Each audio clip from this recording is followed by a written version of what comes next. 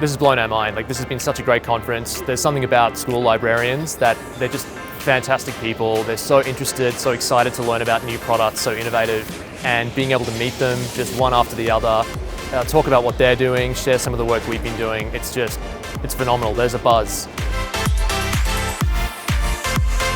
We want to make sure that librarians are doing what they love, and it's really putting the culture of reading at the forefront of schools. The biggest takeaway I have is how really important media literacy is now within AASL.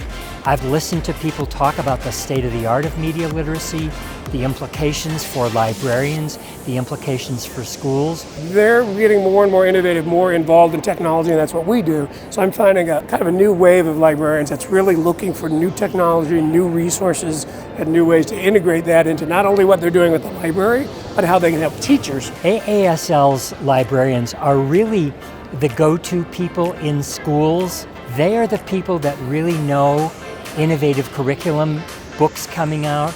They are the people that really speak to teachers in particular about ways that teachers can enhance their practice on behalf of students. But most importantly, school librarians are really into rebranding how they do things with their reading culture.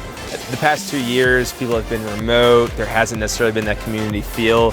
So everybody's very energized to do whatever it takes to get kids back into books and excited to read more.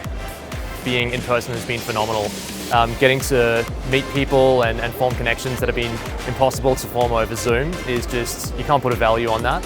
Here, people have come up, they're talking about their priorities and their needs, their pain points maybe, as it were, right, what they're looking for, and we have an open dialogue. I was missing this tremendously, and I can't speak for the librarians, but I think they too were missing the opportunity to put their hands on something and get an idea of what it was about.